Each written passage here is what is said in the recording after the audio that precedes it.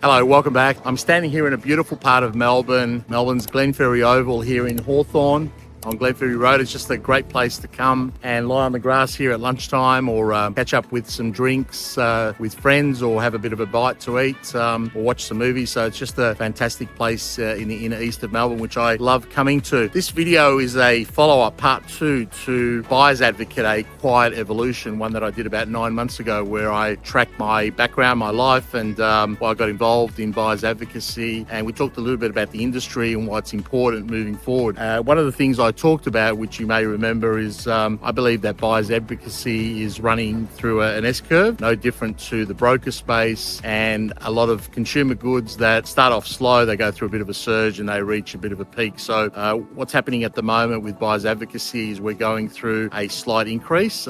We haven't hit the exponential phase, but you've probably seen more and more buyer's advocates in the marketplace, and that's great. I think it's a fantastic thing, and I love what buyer's advocates do in all spaces, whether it be residential, commercial, specialized securities. But today I want to talk about the rise of the desktop advocate. So the rise of the desktop advocate. What is a desktop advocate? What does it mean for our industry? And how will it affect the industry moving forward? And is it a good thing to have desktop advocates in the marketplace?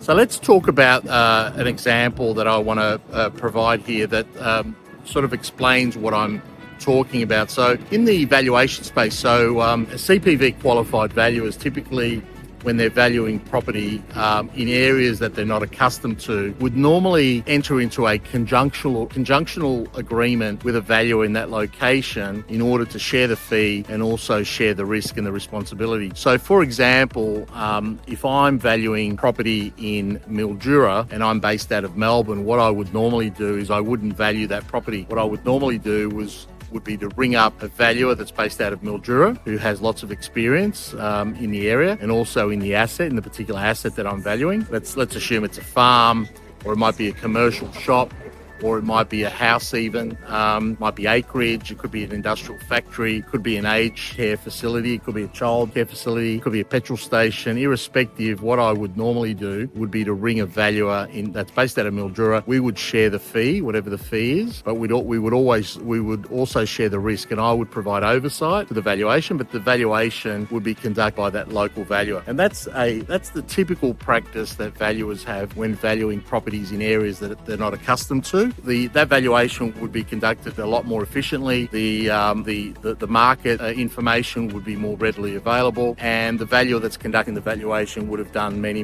valuations that are typical or similar, both in location and asset class. So that's the way property valuers would normally work in areas that they're not accustomed to. However, what I'm seeing at the moment with property advocates is that's not the case. So property advocates are buying often properties sight unseen in locations that they've never seen before and they've never lived in, and they're effectively sitting at their computer desk and making decisions from their computer about whether to buy or not, based on the information, the images, the work on the ground that the agent may or may not be conducting. So let's talk a little bit about what this means and whether this is an effective way of buying real estate.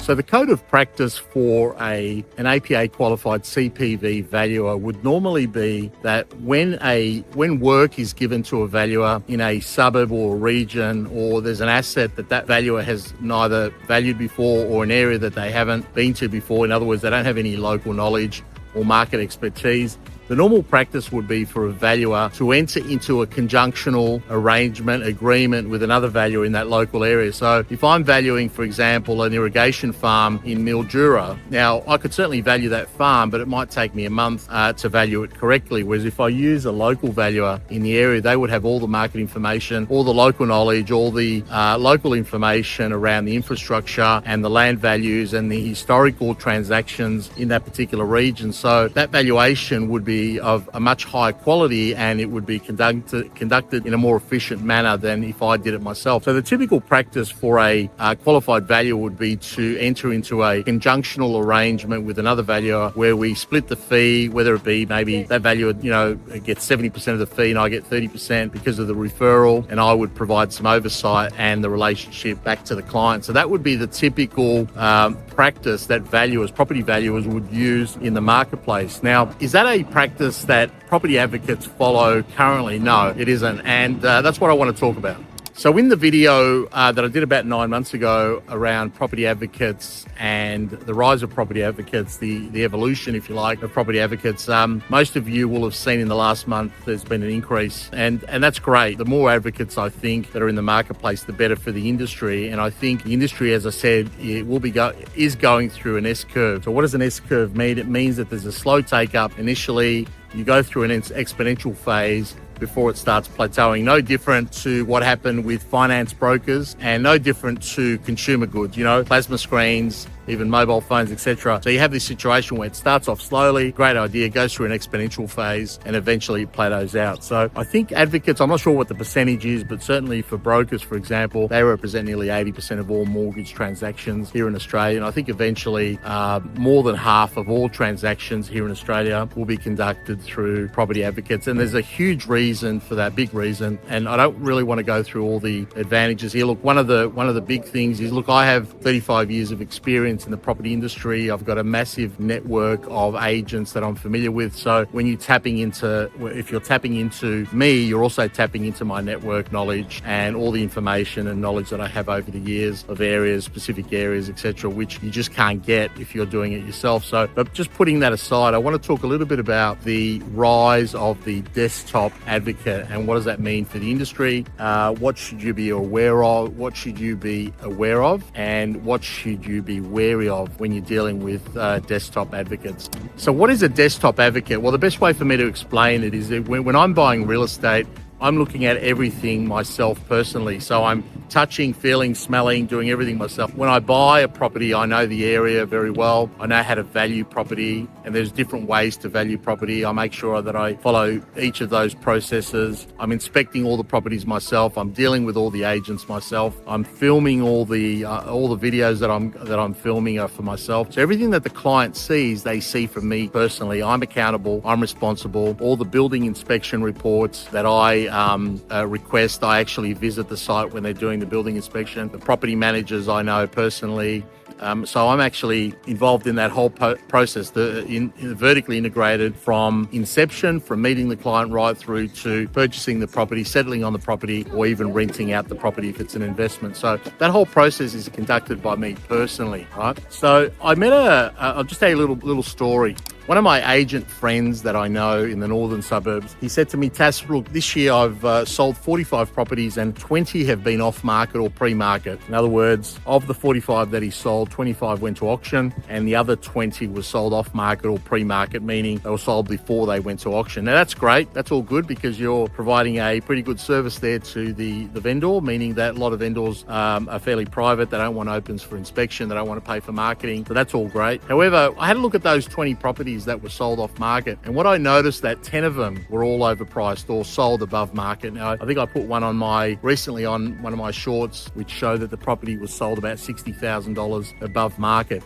Also, I noticed some of these properties were sold in areas that to developers who wanted to use the land for certain purposes, and I noticed that they couldn't because the zoning didn't allow them. So, for example, in some areas of Melbourne, you can't subdivide the land because there's an overpass, for example, a flight overpass, or you need to have double glazed windows because of the noise, the traffic, whatever. So there are a lot of restrictions that local council applies in certain areas. So a lot of these developers a lot of the advocates who have purchased these properties sight unseen, meaning either from Sydney or Perth or other states, they bought on the basis that the properties are cheap, for example, and that you could use those properties for in certain ways. So, and of course you can't in many cases. So there lies a good example of what's going on in the marketplace at the moment. So you've got an agent, a very experienced agent, who's selling half the properties that he's selling, which are either off market or pre-market, he's selling above market, which is great. So he's doing a great job for the owner, but he's also selling properties above market to buyers advocates who, because they are not familiar with the area, they're not familiar with the property, they're buying the property on the basis they can do X and Y and Z, but they can't. And it's pretty clear they can't in some of these locations. So what does that mean for the client? So what it means is that the client is paying an advocate to buy something either overpriced or something that's not suitable for their purpose. Now, clients don't really need advocates to do that. So if a client wants to pay overs for a house, they can do that themselves. If they want to buy a property that's not suitable for their use, they can do that themselves. They don't need an advocate for that. So this becomes a real problem for the industry. And I think what's happening at the moment is eventually there'll be a little bit of publicity around this, and there'll be a flight to quality.